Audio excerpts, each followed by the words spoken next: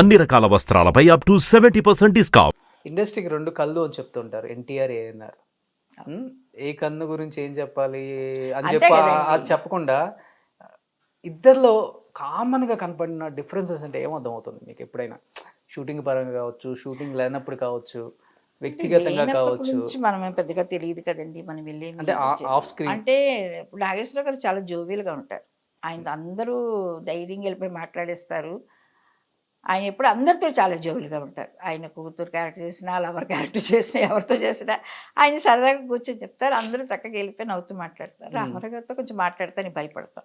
అలానే ఆయన కోపిష్టనో ఏదో మాట్లాడతారని కాదు, మనమే ఎందుకనో కొంచెం భయపడతాం. అంతే తేడా నాకు తెలిసింది. ఓకే, హీరోయిన్స్ అంటే ఈ క్వశ్చన్ అడగలేం, కానీ క్యారెక్టర్ ఆర్టిస్ట్ చేసే వాళ్ళని ఈ క్వశ్చన్ తప్పకుండా అడగాలి. ఒక హీరోకి చెల్లెలుగా కనపడతారు ఒక సినిమాలో తక్కువ, పొద్దునే చూస్తే లవర్గా కనపడతారు, సాయంత్రం చూస్తే పిన్నో పెద్ద అమ్మో కనపడతారు, ఇంకో దాంట్లో చూస్తే భార్యకు కనపడతారు. ఇన్ని వేరియేషన్లు వచ్చినప్పుడు అక్కడ స్క్రీన్ మీద ఎలా యాక్ట్ చేసి, ఇక్కడ స్క్రీన్ మీద ఎలా యాక్ట్ చేసి సేమ్ హీరోతో కాదండి. కాదు మామూలుగా అసలు ఫస్ట్ షార్ట్ అప్పుడు ఎలా ఉంటుంది ఫీలింగ్? నాకైతే ఎప్పుడు ఏమి అనిపించింది వాళ్ళకి కానీ నేను మురళీమోహన్ గారితో ఫస్ట్ నా సెకండ్ పిక్చర్ హీరోయిన్గా చేశాను. నిర్దోషి అనే సినిమాలో ఆయనకు చెల్లెలుగా చేశాను. ఆ క్యారెక్టర్ చేసినప్పుడు అలాగే ఉంటాము, ఈ క్యారెక్టర్ చేస్తే ఇలాగే ఉంటాం. అంతేగాని లవర్ క్యారెక్టర్ చేసినంత మాత్రాన ఓ లవర్గా ఫీల్ అవ్వవు, వైఫ్ క్యారెక్టర్ చేస్తే వైఫ్గా ఫీల్ అయిపోతావా ఏంటి? అంటే మామూలుగానే అప్పుడు ఆర్టిస్టులు అంతా కూడా క్యారెక్టర్లో ఇన్వాల్వ్ అయిపోతారు కదా. అంటే ఇన్వాల్వ్ అయ్యేది ఆ క్యారెక్టర్ వరకే కదా. ఇప్పుడు నేను ఈ క్యారెక్టర్ చేస్తున్నానండి, ఈ క్యారెక్టర్ చేస్తున్నాను, ఒక సిస్టర్ క్యారెక్టర్ చేస్తున్నానంటే సిస్టర్ లాగే ఫీల్ అవుతాను. అన్నయ్య అంటాము, ఆ కౌలించుకుంటాము, ఏడుస్తాము, మొత్తుకుంటాము. ఆ లవర్గా చేసామంటే ఆ చిలిపిగా మాట్లాడటం అది ఇది చేస్తాం. ఆ టైంలో మనం వేసుకున్నాము ఆ గెటప్, ఆ డ్రెస్సు, ఆ క్యారెక్టర్ గురించి ఆలోచిస్తాం. కానీ అయ్యో నిన్నే కదా ఆయనతో నేను వచ్చే చెల్లి క్యారెక్టర్ మీరు చేశాను, అనుకోరు, వాళ్ళు అనుకుంటారు. వాళ్ళ సంగతి మనకెలా తెలుస్తుంది? మీరు భలే నేను కొంతమంది ఆర్టిస్టులను కదిలిస్తూ చెప్పారమ్మా, నేను పిన్ని అని పిలవలేనండి అవని, వద్దు ఈ క్యారెక్టర్, నేను అమ్మ అని పిలవలేనండి. అయి ఉండొచ్చేవాళ్ళు. నాకైతే అలాంటి ఎక్స్పీరియన్స్లు ఏమీ రాలేదు. ఆల్మోస్ట్ అందరు యాక్టర్స్తో వర్క్ చేశారు. నాగార్జున, వెంకటేష్, బాలకృష్ణ, చిరంజీవి గారు, ఎన్టీఆర్, ఏఎన్ఆర్, కృష్ణంరాజు, శోభన్ బాబు, శివాజీ గణేశన్, ఎంజీఆర్ గారితో గారితో చేయలేదు. మేము ఆయన అప్పటికే రిటైర్డ్ అయిపోయారు. మీ ఇండస్ట్రీకి వచ్చేటప్పటికి ఆయన చీఫ్ మినిస్టర్ అయిపోయారు. ఓకే, శోభన్ బాబుతో హీరోయిన్గా చేశారా? నేను శోభన్ గారితో హీరోయిన్గా చేయలేదు, కానీ ఆయన సినిమాలు చాలా చేశాను. ఓకే, కృష్ణ గారితో 2-3 సినిమాలు హీరోయిన్గా చేశాను. కృష్ణ గారితో కూడా. మోహన్, చాలా మంది ఉన్నారు. మోహన్ బాబు గారు, మోహన్ బాబు గారు. ఇంతమంది ఆర్టిస్టులలో మీకు కన్వీనియంట్గా, మీకు ఈ హీరోతో నాకు చాలా బాగుంది చేయాలని కంఫర్ట్ ఎక్కువ ఉంటుంది? అలాగంతా మీరేమి కాంట్రవర్సీలకు వెళ్ళద్దు. మాకు అందరూ మాతో బాగా ఉంటారు. అందరూ ఒక్కొక్కరు ఒక్కొక్క మనస్తత్వం. మాకెప్పుడు వీళ్ళ వల్ల మేము కష్టపడ్డాము, బాధపడ్డాము అన్నది నేను ఎప్పుడు అనుకోలేదు ఇంతవరకు. ఎవరైనా ఏముందండి ఆర్టిస్టులో ఎందుకు ఉంటుంది ఆ ఫీలింగ్ నాకు తెలియదు. వాళ్ళ వల్ల మేము ఎందుకు బాధ కష్టం అని కదమ్మా, కొంచెం కొంతమంది వర్క్ చేసేటప్పుడు కంఫర్ట్ అనిపిస్తుంది. అదంతా ఏమీ లేదండి, నాకైతే ఎప్పుడు ఏది అనిపించలేదు. కంఫర్ట్ అంటే ఇప్పుడు సేమ్ ఏజ్గా చేసామనుకోండి, అప్పుడు పేర్లు పెట్టి పిలుచుకుంటాము, అదనేది ఒక డిఫరెంట్. ఇప్పుడు మాతో ఇప్పుడు కృష్ణ గారు అవ్వచ్చు, కృష్ణరాజు గారు అవ్వచ్చు, రామారావు గారు, నాగేశ్వరరావు గారు, ఓకే అది ఇంకా వాళ్ళ గురించి నేను చెప్పలేను. వీళ్ళందరితో చేసినప్పుడు వాళ్ళని మాకంటే సీనియర్ ఆర్టిస్టులు, అలా పేర్లు పెట్టి పిలుచుకోలేము కదా. అలానే కంఫర్ట్ లేదని నేనేం చెప్పను. అంతేగాని ఎవరితో చేసినా ఆర్టిస్టులు అందరూ పాపం చాలా ఎంకరేజ్ చేసేవాళ్ళు. మా సీనియర్ ఆర్టిస్టులు అయినా మా ఏజ్లో అప్పుడు మేము చేసేవాళ్ళు కొంచెం తక్కువే, బీ ఫ్రాంక్గా చెప్పాలంటే. మా ఏజ్లో మాకంతా అప్పుడు సీనియర్ ఆర్టిస్టులే. కృష్ణ గారు, కృష్ణరాజు గారు, మురళీమోహన్ గారు, చంద్రమోహన్ గారు, మరి అందరూ మాకు సీనియర్ ఆర్టిస్టులే. ఎవరితో కంఫర్టబుల్ లేకుండా నేను ఈ సినిమాలు చేశామా. మీరు 1980s బ్యాచ్ కదా? 80s బ్యాచ్ నేను. 1980s బ్యాచ్ రీయూనియన్ అప్పుడు మీరు కనిపించదు నాకు. ఏమో వాళ్ళకి కనిపించలేదు, వాళ్ళకి నేను కనిపించలేదు, అంతే. నాకు అందరూ కనిపిస్తూనే ఉంటారు. అంతే కదా. రీయూనియన్ అనేది ఒకళ్ళు రెడీ చేస్తారు, ఒక గ్రూప్, ఎవరో ఒకళ్ళు పర్టికులర్ ఒక పర్సన్. హాసిని గారు, అదే ఎవరో హాసిని కూడా నా ఫ్రెండే. మరి హాసిని దృష్టిలో 80sలో నేను మరి హీరోయిన్గా కనిపించలేదు తనకి ఆ రీయూనియన్లో. అందుకోసం నన్ను ఇన్వాల్వ్ చేయలేదు. What is so big deal అన్న దాంట్లో లేనంత మాత్రం నేను 80s ఆర్టిస్ట్ కాకుండా పోను, శంకరాభరణం లాంటి గొప్ప సినిమా నేను చేయకుండా పోలేదు. ఓకే, బట్ మీకైతే ఉంది లోపల 90s 80s రీయూనియన్లో అది అస్సలు లేదండి, అస్సలు లేదు. అస్సలు ఇంత కూడా లేదు. ఉమ్. ఎందుకు ఉండాలి, ఎందుకు ఉండాలి? ఇప్పుడు అందరూ నాకు ఫ్రెండ్సే. ఇప్పుడు దాంట్లో ఉన్నవాళ్ళు అందరూ 90% నా ఫ్రెండ్సే. ఏమైంది? ఎక్కడైనా కలుస్తూనే ఉంటాం, మాట్లాడుకుంటూనే ఉంటాం. ఆ రోజు అక్కడికి వెళ్ళి కలిస్తేనే కలిసినట్టా? లేదే.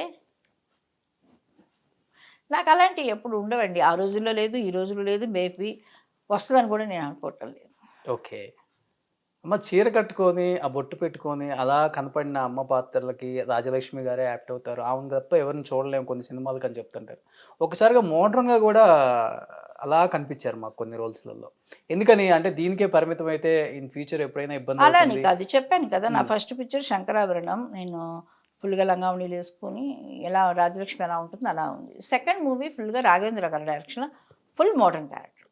అంతేగాని ఇలాగ కనిపించకూడదు, అలా క్యారెక్టర్ డిమాండ్స్ అంతే కదా. ఇప్పుడు ఆ క్యారెక్టర్ వచ్చేసి ఫుల్ పక్కా మోడర్న్ క్యారెక్టర్.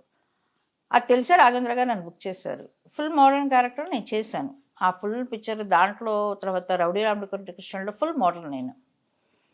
ఆ తర్వాత వచ్చేసి మళ్ళీ నాకు సాఫ్ట్ క్యారెక్టర్స్ వచ్చినాయి. లంగా ఉణీల చీర, ఇది నేను కరెక్ట్గా బాగుంటాను అనేది అందరూ కొంతవరకు ఫిక్స్ అయిపోయారు. అప్పుడప్పుడు కొన్ని సాంగ్స్లో కొంచెం మోడర్న్ గెటప్ తోటి సాంగ్స్ చేస్తూ ఉంటాం. మీకు తెలిసిందే కదా, సాంగ్స్ అనేసరికి కొంచెం మోడర్న్గా వెళ్తుంటాము. మీరు రాజలక్ష్మి గారు వీళ్ళకి కాంపిటేటర్ అంటే ఎవరని చెప్తారు? మీ తరంలో ఇప్పుడు తరంలో అమ్మ పాత్రలు నాకు కాకుండా వేరే వాళ్ళకి వచ్చేస్తారు. ఏమీ లేదండి, ఎందుకు వస్తాయండి? రాజలక్ష్మి కావాలని కూడా రాజలక్ష్మి కావాలనుకుంటారు, ఇంకొకరు కావాలంటే ఇంకొకరు. ఎవరికెవరు కాంపిటీషన్ కాదు. అయ్యో, ఇండస్ట్రీలో కాంపిటీషన్ లేకుండా అసలు ఉంటుందా? ఏమో, నేను ఇప్పుడు అలా అనుకోలేదు. తెలుగు ఇండస్ట్రీలో నాకు క్యారెక్టర్స్ వస్తే బాగుంటూ నేను చెయ్యాలని నా కోరిక అయితే ఉంది. ఎందుకంటే నా మాతృభాష ఇది. ఓకే. అంటే మీ టైంలో కొంచెం ఆర్టిస్టులు ఫిక్స్ అయిపోయిన తర్వాత కథ ఫిక్స్ చేసుకుంటారు, కానీ ఇప్పుడేమో కథ ఓకే అయిపోయిన తర్వాత దానికి తగ్గట్టుగా ఆర్టిస్టులను ఫిక్స్ చేస్తున్నారు కదా. ఇప్పుడు మీరు అన్నదే రివర్స్ అయింది. ఎందుకంటే ఆ రోజుల్లో కథను బట్టి ఆర్టిస్ట్ని బుక్ చేసుకునేవాళ్ళు.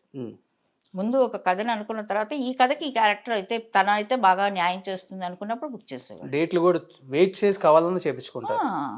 ఇప్పుడు రాజలక్ష్మి కావాలి ఈ క్యారెక్టర్ కంటే కావాల్సిందే, వెయిట్ చేస్తారు, లేదు అడ్జస్ట్ చేసుకుంటారు, డేట్లు ఏదో చేస్తారు. అంతేగాని కథ కోసం క్యారెక్టర్ కోసం క్యారెక్టర్. బట్ పీక్ స్టేజ్లో ఉన్నప్పుడు రాజలక్ష్మి గారి డేట్స్ కోసం స్టార్ హీరోలు కూడా వెయిట్ చేసిన రోజులు ఉన్నాయి కదా. అలానే అప్పుడు డైలీ 4-5 షూటింగ్ అది వెళ్ళేవాళ్ళు. అంతేగా నా కోసం ఎవరో వెయిట్ చేస్తారని నేను ఎప్పుడు అనుకోను. అది చాలా అహంకారంతో మాట. ఎందుకంటే నేను చేసేదాన్ని, మీరు అన్నమాట అది నిజమే. నేను 4 షూటింగ్ చేసిన రోజులు ఉన్నాయి, 24 hours వర్క్ చేసిన రోజులు ఉన్నాయి. ఎందుకంటే అప్పుడు మెడ్రాస్లో తెలుగు ఇండస్ట్రీ, మలయాళ ఇండస్ట్రీ సగం సినిమాలు అక్కడే జరిగాయి, ఇటు తమిళ సినిమాలు. నేను 3 భాషల్లో బిజీగా ఉండేదాన్ని. ఇక అప్పుడు ఈ డేట్లు చాలక అప్పుడు ఏం చేస్తాం, అక్కడ హాఫ్ డే ఇక్కడ హాఫ్ డే, వీళ్ళు వచ్చి మలయాళ సినిమా వాళ్ళు సెట్లోనే మన సాంగ్ కాబట్టి నైట్ చేసేసుకుందాం అనుకొని వాళ్ళ సాంగ్ నైట్ చేసేసేవాళ్ళం. ఇట్లాగా 3 భాషలతో ఒక రోజుల్లో 3 భాషలు చేసిన రోజులు కూడా బోల్డ్ ఉన్నాయి. బిజీగా ఉండేవాళ్ళం, అది మాత్రం ఒప్పుకుంటాను. నేనే కాదు, నా తోటి ఆర్టిస్టులు అందరం బిజీగా ఉండేవాళ్ళం. చెప్పాను కదా, 3 భాషలు ఒకే ఊర్లో షూటింగ్ జరుగుతుంటే గ్యారంటీ బిజీగానే ఉంటాం. ఏదన్నా ఒకరోజు ఖాళీ దొరికితేనే అది సెకండ్ సండే లాంటి తప్ప అదొక పెద్ద పండగ అనమాట మాకు. అలా ఉండేవాడు. ఓకే. ఇప్పుడు హీరోయిన్స్ అంటే హీరోయిన్గా చేసిన తర్వాత వేరే క్యారెక్టర్ చేయాలంటే కొంచెం నామూష్గా ఫీల్ అవుతున్నారు. బట్ మీ రోజుల్లో హీరోయిన్గా చేసిన ప్రతి హీరోయిన్ కూడా ఏమాత్రం వెనక తగ్గలేదు. వచ్చిన ప్రతి క్యారెక్టర్ని చేతికి తీసుకొని యాక్ట్ చేసి నిరూపించుకున్నారు. ఎలా ఉండేది కాంపిటీషన్ అసలు ఆ రోజు? హెల్తీగా ఉండేదా లేకపోతే?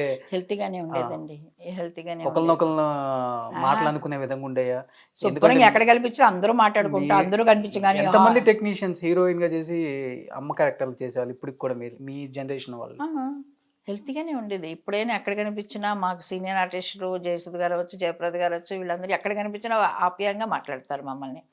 జయసుధ్ గారు అయితే విక్రమ్ మన ఎక్కడో, ఇప్పుడు కాదు మన మీద ఎక్కడో కనిపించడం కూడా విక్రమ్ నన్ను కౌగిలించుకుంటారు.